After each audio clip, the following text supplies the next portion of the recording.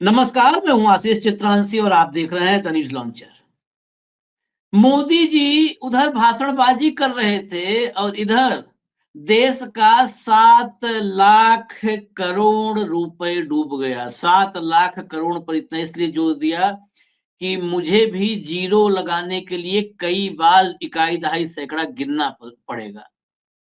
7 लाख करोड़ दुनिया के 80% कम से कम मुल्क ऐसे होंगे जिनकी जीडीपी 7 लाख करोड़ नहीं है। 80% मुल्क दुनिया के ऐसे होंगे जिनकी जीडीपी 7 लाख करोड़ नहीं है और एक झटके में भारत में डूब गया। साहब को कोई फर्क नहीं है, साहब का चुनावी एजेंडा सेट हो जाए बस इतना ही परवाह है। और साहब के जो हीरे मोती हैं उनको अगर आप सुनो देख लेंगे ना, अगर आप वाकई राष्ट्रवादी हैं, वाकई आप भारत से प्यार करते हैं, तो अपना माथा पीट लेंगे, माथा पीट लेंगे। देश डूब रहा है, अर्थव्यवस्था कोलैप्स कर रही है, शेयर मार्केट का दिवाला निकल रहा है और साहेब के मंत्री और सांसद वो देश में कॉमेडी सर्कस कर रहे हैं। जरा लाइए हेमंत जी को सब दिखाएं क्या चल रहा है देश में। स्वागत है हेमंत भाई। भैया हेडलाइन लाइए, हेडलाइन लाइए। Sensex crashes 600 points. Investors lose over 7 lakh crore. What drove the market down? Explained. अब किस वजह से डूबा है वो अंदर एक्सप्लेन हुआ है, उधर अंदर के बजाय हम यहीं पर लाइव एक्सप्लेनेशन समझेंगे, सुनेंगे। चलिए आगे बढ़िए। Stock market highlights. Nifty fails to hold 26,000 as 46 of 50 stocks close in red. 50 stock में से 46 स्टॉक लाल निशान पर बंद हुए हैं। 50 में 46 भैया, 92%। ये है मार्केट की हालत। 12,500 करोड़ रुपए पिछले कुछ ही 3-4 दिनों के भीतर विदेशी निवेशकों ने निकाल लिया है मार्केट से। बहुत सारी इससे जुड़ी खबरें हैं, लेकिन ये खबर कहीं नहीं आ रही है। क्यों नहीं आ रही है आपको पता होगा। 2 दिन पहले हमने चर्चा भी किया था। हिरन ने कहा था कि नहीं, रुपए पे कोई चर्चा नहीं होगी, जो है इकोनॉमिक पॉलिसीज पर कोई चर्चा नहीं होगी, इकोनॉमिक हेल्थ पर कोई चर्चा नहीं होगी। देश की इकोनॉमी आईसीयू में है, वेंटिलेटर पर है। अब डॉक्टर बता नहीं रहे हैं, बस इतने जान लीजिए, क्योंकि भारत में आम है ना, वेंटिलेटर पर सांसें थम जाती हैं तब भी फीस चालू रहती है। तो बेसिकली वेंटिलेटर पर है हमारे देश की अर्थव्यवस्था, हमारे देश का शेयर मार्केट वेंटिलेटर पर है, लेकिन डॉक्टर खबर नहीं दे रहे हैं हकीकत। अब क्या है हकीकत, क्या प्राण पखेरु उड़ गए हैं, समझेंगे। लेकिन मैं हेमंत भाई के पास चलूं उससे पहले, रुपया ऑल टाइम लो पर है। आप दोगलापन देखिए, मैं हिपोक्रेसी बोलने में थोड़ा हिचकिचाता हूं। दोगलापन देखिए, यही रुपया थोड़ा सा 1 रुपया जब चढ़ जाता, मतलब 1 रुपया मजबूत हो गया, 88 से 87 पा जाए, तो हमारे देश में हेडलाइंस होती है, रुपए की दहाड़ से दुबका डॉलर। 88-87 आता है हेडलाइन, मैं आपको बता रहा हूं, ये होती है रुपए की दहाड़ से दुबका डॉलर। और जब अब तो ऊपर आते ही नहीं है, अब नीचे बिल्कुल, मतलब धरती के कोर को टारगेट बना लिया कि सीधा कोर को हिट करेंगे।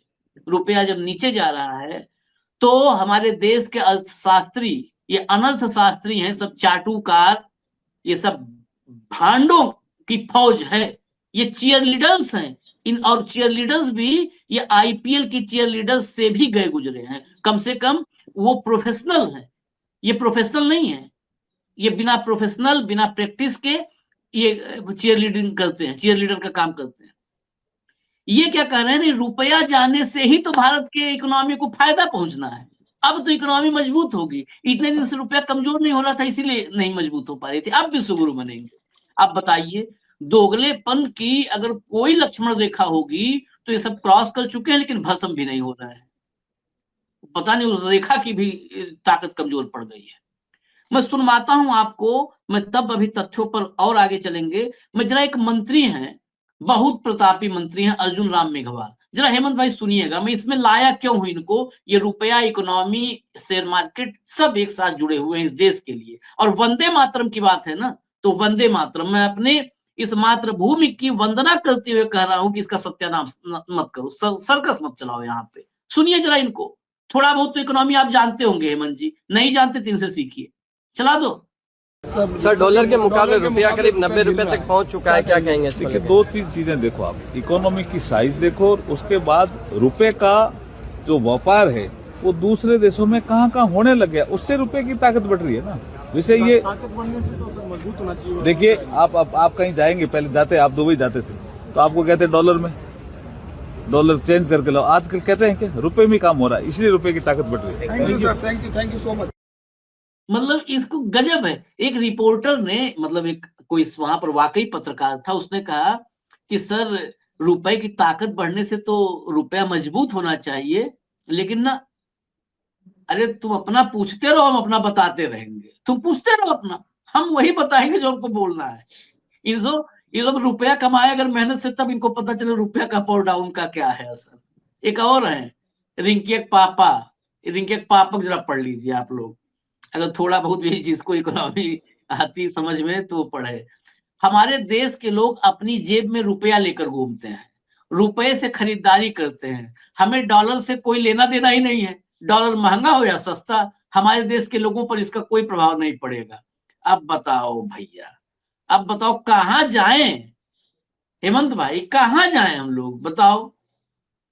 आशीष भाई नमस्कार, आपको, सारे दर्शक साथियों को भी।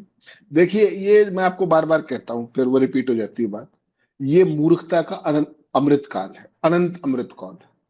जब तक ये सत्ता में भाई लोग रहेंगे, तब तक ये आपको नई नई आर्थिक छुरियां देते रहेंगे। आप उनको सुबह से पढ़कर शाम तक अपना माथा पीटता रहिए। सबके लिए यही है, पूरे देश के लिए। रिंकिया के पापा हो, कोई और हो, कोई और हो। सवाल यह है कि असली मुद्दे पर बात करनी नहीं है। और बात यह है कि भारत की अर्थव्यवस्था का बंटाधार है, जो जिस खबर को लगातार छुपाया जा रहा है और सारी चीजें की जा रही। शेयर मार्केट पे भी आएंगे, एक दिन में 7 लाख करोड़ का नुकसान। और आज में आपको जानकर हैरानी होगी, जो वैल्यूएशन है, वैल्यूएशन जो अपना इंडिगो की, उसका शेयर आज में 8.3% गिर गया है। सबसे ज्यादा लूज करने वाला शेयर आज मार्केट के अंदर इंडिगो का था, 8.3%। 442 रुपए एक दिन में डाउन हुआ है।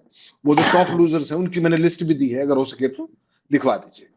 हाँ, सवाल आशीष भाई क्या है? सवाल ये है कि ओवरऑल एक तो होता है तर्क। ये देखिए, नंबर 1 पे टॉप लूजर लार्ज कैप में इंटरग्लोब एविएशन है, इंडिगो है। दूसरे बात सेक्टर में पब्लिक सेक्टर की कंपनी है बीईएल। तीसरे पे वोडाफोन आइडिया। नंबर 4 पे जो है पंजाब नेशनल बैंक। सारा पब्लिक सेक्टर का बंटाधार है पिछले 3-4 दिन के अंदर। और स्मॉल कैप तो पिछले 4 दिन के अंदर 4% तक गिर चुका है। मिड कैप जो है वो 2% तक गिरा है। तो हर सेक्टर के अंदर लगातार गिरावट है। और ये भाई लोग, ये देखिए, ये मिड कैप है सारा, जितने भी आपके सामने जो टॉप लूजर्स हैं वो आपके सामने चल रहे हैं, 6% से लेकर के और 5% तक। और आज तो कमाल ये हुआ कि जितने भी सेक्टर्स हैं शेयर मार्केट के, वो सारे के सारे नीचे थे। कोई एक भी जो सेक्टर है वो पॉजिटिव में नहीं था, सारे के सारे रेड के अंदर थे। और 92% जो है शेयर, जैसा आपने बताया एनएससी की लिस्टिंग में 50 जो शेयर्स होते हैं टॉप, वो सारे में उसमें से 46 लॉस में थे। तो बेसिकली आशीष भाई क्या है, इसमें एक बहुत बड़ा कारण, बहुत ही बड़ा कारण जो है वो है कल जो अमेरिकन फेड की जो मीटिंग है, 2 दिन चलेगी, कल और परसों। मेन कारण उसका वो है कि कॉशियस हो जाते हैं लोग कि वो ट्रंप साहब को क्या सपना आएगा और वो क्या ट्वीट करवा के क्या करवा देंगे। पहली बात तो ये है, उसके लेकर के सतर्क रुख है सभी इन्वेस्टर्स का। तो कोई भी अपने हाथ जलाना नहीं चाहता कि वो अपनी उसको जो रेपो रेट उसको घटाएंगे, बढ़ाएंगे, सेम रखेंगे। इसके लिए वो सारे के सारे एकदम शांत हो गए, बिल्कुल आराम से बैठ गए हैं, किसी भी तरीके से उनका वो नहीं। दूसरा, आप लगातार देख रहे हैं हफ्ते भर से, जैसा मैंने कहा, स्मॉल कैप और मिड कैप जो शेयर्स हैं उनके अंदर लगातार गिरावट है। पिछले अगर एक हफ्ते की बात आप करेंगे, स्मॉल कैप के अंदर 2% से अधिक तो आज टूटा है। आज अगर हफ्ते की बात करेंगे तो 4% ज्यादा गिर चुका है।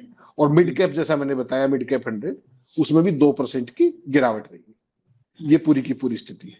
तीसरा जो इंपॉर्टेंट इश्यू जिसका आपने भी छुआ, वो है विदेशी संस्थागत जो निवेशक होते हैं उनकी बिकवाली। वो लगातार यहां से भाग रहे हैं। और उन्होंने आज जो है कुल मिलाकर के पिछले एक हफ्ते का अंदर आप देखें 10,403 करोड़ रुपए के शेयर इंडियन मार्केट के अंदर वो बेच चुके हैं पिछले एक हफ्ते के अंदर। ये उनकी सारी स्थिति है। और सबसे बड़ा जो इशू है वो है भारतीय रुपए में कमजोरी। आज जब मैं और आप बात कर रहे हैं रुपया आज भी गिरा है, लेकिन ये अलग बात है कि पोमेरियन चैनलों के ऊपर इस पर बहस करना मना है, वर्जित है, क्योंकि डंका बजाना है। तो 16 पैसे आज भी कमजोर हुआ है रुपया और 90.11 पहुंच गया है डॉलर के मुकाबले। तो रुपए के इसके कारण जो है तमाम चीजें पड़ती हैं इसमें। बेसिकली जो रुपए की कीमत गिरी तो तेल की कीमतें बढ़ जाएंगी लगातार। विदेशी फॉरेनर इन्वेस्टर्स जो हैं जिनको FII बोलते हैं वो लगातार जा रहे हैं। और रुपए की जो अब स्थिति है उसमें आने वाले दिनों में कोई बहुत ज्यादा सुधार की गुंजाइश निकट भविष्य में तो कम से कम नहीं लग रही है। इसी तरीके से जो क्रूड ऑयल है उसमें भी हल्का सा 0.13% का उछाल था और वो बढ़कर $63.83 हो गया है पर बैरल, ये उसका था। और सबसे बड़ी बात आपको बताऊं, जो शेयर मार्केट के अंदर जो ये उठाक पटक चल रही है लगातार, तो भारत का जो इंडेक्स है वोलेटिलिटी इंडेक्स बोलते हैं उसको, जिसमें गिरावट ऊपर चढ़ने नीचे गिरने का, सोमवार को अकेले आज में 2.11% बढ़ गया वो वोलेटिलिटी इंडेक्स, यानी कि अनिश्चितता बढ़ गई। और अभी ये बढ़कर 10.53 पर पहुंच गया है। इसका मतलब साफ है कि शेयर मार्केट में अनिश्चितता लगातार बढ़ रही है और ट्रेडर्स इस पे हाथ खींच रहे हैं, वो बिल्कुल हाथ पे हाथ रख के बैठ गए। ये पूरी की पूरी स्थिति जब आज मैं और आप बात करें ये आपके शेयर मार्केट की है। कोई भी सेक्टर प्लस में नहीं है, सारे के सारे रेड के अंदर है। और अगर आप ओवरऑल देखेंगे तो मार्केट का जो रुझान है, जिस तरीके से रुपए की जो स्थिति है, और सबसे बढ़िया बात आप भूल गए बताना, मैं बता देता हूं। माननीय आपने दो माननीयों की तो दिखा दिया। वित्त मंत्री महोदय ने क्या कहा, देश की सबसे बड़ी अर्थशास्त्री, उन्होंने कहा रुपया अपना लेवल खुद ही तय कर लेगा। अब कर लीजिए, क्या करेंगे, पल्ला ही झाड़ लिया। हजारों करोड़ रुपए, कई बिलियन डॉलर बेच दिए मार्केट में रुपए को स्टेबलाइज करने के लिए, किसी तरीके से काबू आ जाए। और जब वो काबू नहीं आया तो हाथ खड़े करके क्या बोली वो कि रुपया अपने आप अपना नया लेवल तय कर लिया। तो ये है आपका अर्थशास्त्र, ये है आपका अनर्थशास्त्र। एक दिन में 7 लाख करोड़ रुपए का वैल्यूएशन घटना इंडियन मार्केट का, आप सहज कल्पना कर सकते हैं कि आम इन्वेस्टर की क्या स्थिति होगी। और वैसी स्थिति के अंदर अर्थव्यवस्था पे कोई चर्चा नहीं, किसी प्राइम टाइम चैनल पे, किसी हिंदी के अखबार में, कुछ बिजनेस अखबारों को छोड़ दीजिए, उनका नहीं, बिजनेस अखबारों की तो मजबूरी है कि उनको अगर ठीक रिपोर्ट नहीं करेंगे दुकान बंद हो जाएगी, सीधी सी बात है। ये जो मैंने दिखाया आपको मिंट, बिजनेस स्टैंडर्ड, इनकी मजबूरियां दिखाई। लेकिन अंग्रेजी जो है उसका, अंग्रेजी जो मोदी का जो वोट बैंक है वो तो कुछ और है ना। तो पेंशन वाले, अनाज वाले, मुफ्त अनाज वाले, 10,000 रुपए लेकर के वोट डालने वाले, उनका अपना एक जो लाभार्थी वर्ग जिसको आप कहते हैं, तो उनके वहां पर हिंदी का कोई अखबार ये दिखाएगा कि चंगा है सब ठीक। अर्थव्यवस्था दुनिया की सबसे बड़ी मोदी जी ने बताई थी, 8.2 की गति से बढ़ रही है। उसका और कोई फैक्टर कोई चर्चा नहीं करेंगे। इंटरनेशनल मॉनिटरी फंड क्या कह रहा है, अंतरराष्ट्रीय मुद्रा कोष क्या कह रहा है कि इंडियन करेंसी क्रॉलिंग है, क्रॉलिंग। एशिया की कोई और करेंसी क्रॉलिंग नहीं है माय डियर, केवल इंडिया की क्रॉलिंग है। ठीक, भारत के जो आंकड़े हैं अर्थव्यवस्था के, हेमंत भाई क्रॉलिंग को भी डिफाइन कर दो, नहीं तो लोग कहेंगे कि क्रॉलिंग का मतलब कि विश्वगुरु बन गए हैं। क्रॉलिंग का मतलब होता है, क्रॉलिंग का मतलब होता है कोहनी पे चलना, दिस इज क्रॉलिंग। ठीक, तो ये है। लेकिन उसके बावजूद भी जो भक्तों को परोसा जा रहा है, जो आपके प्रचार पत्र है उनके माध्यम से कि 8.2% होगी ग्रोथ रेट, भैया कौन से आंकड़े लगा रहे हो, क्या लगा रहे हो, नॉमिनल लगा रहे हो, रियल लगा रहे हो, कुछ तो बता दो गुरुजी। कुछ नहीं, बस डंका बज गया। ये जो सारी सूरत हाल है, मतलब इसलिए मैंने आपको कहा कि आपने शुरू में कहा ना, ये अंधभक्ति तो थोड़ी सी कम हुई, अगर सही मायने मानो तो। आप लोगों के चश्मे उतरने लगे, मैं भी उतार देता हूं, लेकिन मूर्खता का जो अमृतकाल है उसकी कोई समय सीमा नहीं है, वो अनंत तक है। और उसी के लिए मनोज तिवारी और जो ये नमूने आप दिखा रहे हो, भाई जिस देश की वित्त मंत्री ये कह दे कि रुपया अपना लेवल खुद ही अचीव कर लेगा, तो आप सोचिए उस देश की अर्थव्यवस्था क्या होगा। राम भरोसे जड्डू होटल है, ये है स्थिति, और कोई बोलने को तैयार नहीं। आप ये बताइए कि जो ये अपना इंडिगो वाला फियास्को हुआ, इसके लिए कौन जिम्मेदार है? सरकार जिम्मेदार नहीं है क्या? डीजीसीए जिम्मेदार नहीं है क्या? भाई साहब आपने कोई आदेश कर दिया ऑफिस में ये होगा, और उसको फॉलो ना करो आप, एक हफ्ते में ये होगा और बीच में देखो ही मत, तो फिर जो होगा वो हो जाएगा, क्या खास बात। तो हो गया इंडिगो का, there was nobody to follow. आपके अमिताभ कांत को बोर्ड डायरेक्टर में ले आए थे वो। आप सोचिए, परसों जो आईटी सेल के चीफ हैं आपके दोस्त, उन्होंने एक चिट्ठी के, डीजीसीए ने इंडिगो के सीईओ को शोकॉज नोटिस जारी कर दिया। जबरदस्त, डीजीसीए की चिट्ठी ट्वीट कर रहे हैं। भाई साहब, आप बीजेपी के आईटी सेल के आदमी, आपका क्या मतलब है इससे? ट्वीट किया, कोई बात नहीं, 24 घंटे में जवाब देना होगा, बड़ा स्ट्रिक्ट पैनल, और ये धीरे से चुपके से उसका टाइम फिर बढ़ा दिया। शोकॉज नोटिस का भी कोई टाइम बढ़ाता दिखा है क्या आपने? पहले ही 48 घंटे दे देते भाई साहब, पहले 24 घंटे फिर एक्सटेंशन। ऐसे ही वो जो फैसिलिटी, जो पायलट्स की जो फ्लाइट ड्यूटी टाइम का वो था, वो 2 साल में नहीं हुआ, अब कह रहे हैं फरवरी तक कर दो, 2 महीने में हो जाएगी पायलट भर्ती। किसको मूर्ख बना रहे हैं? क्या कर रहे हैं आप? देश के हवाई यात्रियों की, लाखों करोड़ों यात्री देश के, उनकी यात्रियों की सुरक्षा को खतरे में डाल करके आप एक ऐसे कॉर्पोरेट को, जिसको आप मोनोपोलाइज और ड्यूओपोलाइज कर चुके हो, इंडिया अपने जो इंडिगो है, भाई साहब 36 करोड़ रुपए ले रखे हैं चुनावी चंदे में। उनकी पूंछ उखाड़ लो, आप जाओ, रामदेव वाली भाषा प्रयोग कर लो, उनकी पूंछ उखाड़ लो, जाओ। नहीं करते वो, होने दो बंद। 64%, 4 दिन में पूरे का पूरे देश के हवाई अड्डों की हालत देख लिया आपने। ठीक, क्या कर लिया आपने? उन पर कौन जुर्माना लगाएगा? जो 36 करोड़ पार्टी फंड में दे रखा है जिसने, वो आपके नियम मानेगा क्या? जिसने आपके मित्र अमिताभ कांत को अपने बोर्ड ऑफ डायरेक्टर्स में ले रखा है, किसी कारण से लिया होगा, ऐसे ही ले लिया? तो सारे का सारा क्विड प्रो को है, सीधी सी बात है। अडानी साहब को मौका लगा, पायलट नहीं आएंगे, इंडिगो को बहुत पायलट बढ़ने पड़ेंगे, उन्होंने नई कंपनी एक्वायर कर ली। ठीक, कई साथी कह रहे कि अडानी अपनी इंडिगो को भी लेने वाले हैं बहुत जल्दी। तो मुझे लगा अडानी जी ऐसी गलती नहीं करेंगे, इस तरह के पंगों में नहीं पड़ते, उनको तो ऊपर ऊपर का चाहिए, ऊपर से जो माल आ जाए धीरे धीरे, जो स्वयं आ रहा है उसको आए, ज्यादा चक्रों में नहीं पड़ते वो। ये इंडिगो तो जब चलाने का काम पढ़े लिखों का काम है, उनका तो ये है कि मिट्टी के माल सोना खरीदो और खेल चलाओ, अपनी वो बढ़ाओ सारी की सारी वैल्यूएशन। तो ये बेसिकली देखना है कि देश की अर्थव्यवस्था कोई वाली वारिस भी एक नहीं। आपका अमेरिका के साथ ट्रेड डील पे बात हो रही है, वो ट्रंप ही बता देता है, कुछ बता देता है, यहाँ वाले तो कुछ बताते नहीं। बताओ कुछ बताया तो आज तक? वही बता देता है भाई कुछ भी। तो ये सारी चीजें, मतलब इसको तय मान करके चलिए कि जहां तक अर्थव्यवस्था की बात है, वैसे तो सारा ही कोई भी सेक्टर उठा के देख लो आप, लेकिन अर्थव्यवस्था तो इन पर्टिकुलर, और जो हमारी वित्तीय नीतियां है, रुपए की जो हालत हो रही है, वर्स्ट परफॉर्मिंग करेंसी है एशिया के अंदर रुपए, उसके बाद भी आपका डंका ही नहीं थम रहा है, डंका बज रहा लगा था। 8.2% प्रधानमंत्री जी उन पे पावर डिनर्स में कह रहे हैं कि 8.2% वर्ल्ड की सबसे फास्ट, उसका कोई पैरामीटर क्या है? आईएमएफ क्या कह रहा है कि आपके सारे पैरामीटर संदिग्ध कर लो, क्या करोगे? डेटा ही संदिग्ध इनका मान रहा है वो। हाँ, बस कर लीजिए, क्या करेंगे? लेकिन वही है, अर्थशास्त्री हो तो समझे ना कोई, जब चारों तरफ अनर्थशास्त्री है और सबका काम एक है डंका बजाना, तो डंका बता रहे, लंका लगा रहे, इतनी सी बात है।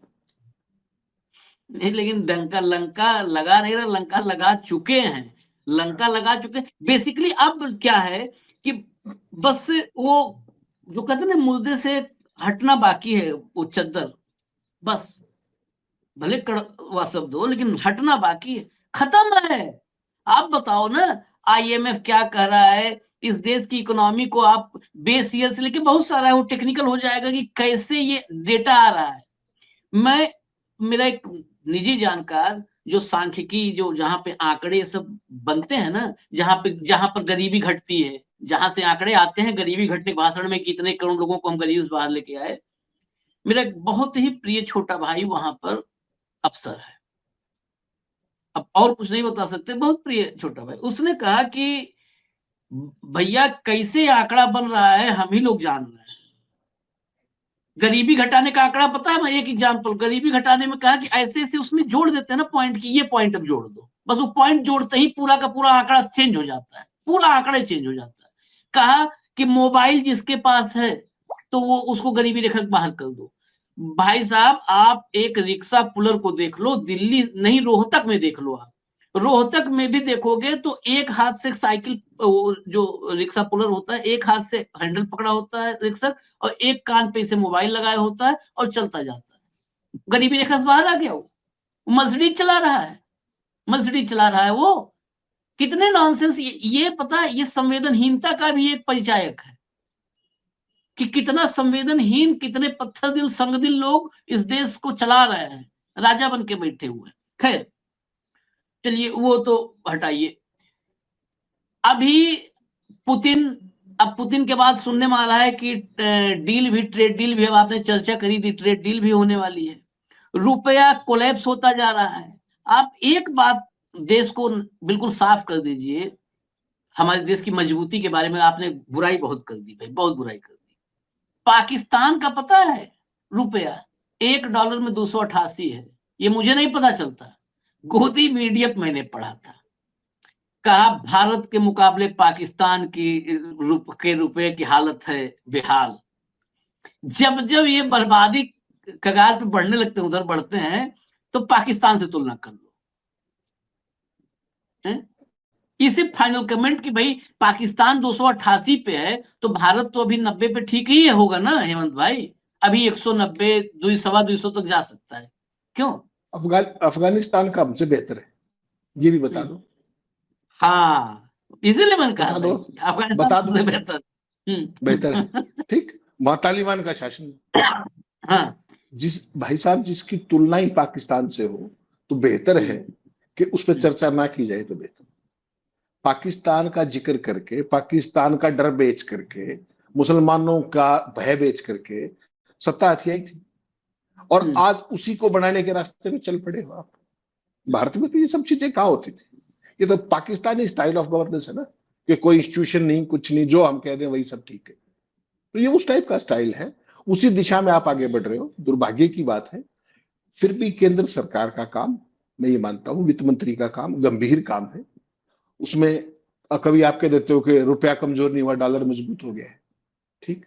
रुपया अपनी गति खुद हासिल कर लेगा, अपना लेवल खुद तय कर लेगा। प्याज की कीमत बढ़ जाए तो मैं प्याज नहीं खाती हूँ। इस तरह के कुतर्क शास्त्री जो है, उनसे इस देश को बचा करके किसी तरीके से अपनी अर्थव्यवस्था पे ध्यान दे लीजिए, अपनी नीतियों पे ध्यान दे लीजिए। ये जो चंद उद्योगपतियों के लिए जो ये सरकार चल रही है, हम दो हमारे दो, ये इस देश का बंटाधार करने की शोर शॉर्ट रेसिपी है।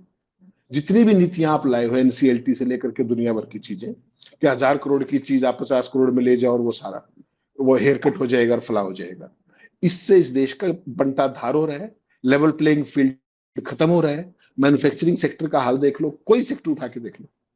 तो कृपया करके अगर इस सरकार को वंदे मातरम और ये विभाजन, वर्टिकल डिवीजन, सांप्रदायिकता, कोई दुनिया भर के पाठ जो कराते कल कलकत्ता में कराया था, कई मस्जिदों का, बाबरी मस्जिद का शिलान्यास करवा रहे अपने डेपुटेशन के लोगों से, वो सारी चीजों को छोड़ते हुए थोड़ा सा ध्यान कुछ दिन अर्थव्यवस्था पे दे लो, अगर समझ हो तो। बाकी तो जिस तरह के अनर्थ शास्त्री वो ना भी दें तो भी ज्यादा अच्छा है, दे दिया तो और ज्यादा बंटाधार हो जाएगा। तो कुल मिला के खतरा बिल्कुल सिर पे मंडरा रहा है आशीष भाई। और आज पूरी दुनिया में जो हमारी अर्थनीति है और जो उसके फॉल आउट्स है, वो एक उपहास का पात्र है, ये मान करके चलिए। ये नीति नहीं है, इसको अर्थनीति, अनर्थ नीति बहुत लोग कहते हैं, लेकिन इसके लिए मैं आज बता रहा हूं, आप लोग गौर फरमाइएगा, ये अर्थनीति नहीं है, ये अर्थी नीति है। जब देश की इकोनॉमी को अर्थी पे लिटा दिया जाता है, तो अर्थनीति अर्थी नीति में तब्दील हो जाती है। तो ये अर्थी नीति है, अर्थी पर लिटा दिया है देश की इकोनॉमी को, लेकिन डंका बज रहा है, उसमें कमी नहीं है, क्योंकि सब कुछ छोड़ करके एक ही तो काम करना है, बस मोदी जी की इज्जत बचाए रहो, मोदी जी का जो जलवा जलाल बरकरार रहना चाहिए, देश रहे न रहे, और वंदे मातरम की बात करेंगे। अरे इनको तो खुद का अपने अपने मातरम मन में गाते हैं, सब वंदे मातरम की बात करेंगे, और सिर्फ एक आदमी का वन मैन शो देश में चलाएंगे। इजाजत दीजिए हमें, धन्यवाद हेमंत भाई, बहुत बहुत धन्यवाद, नमस्कार।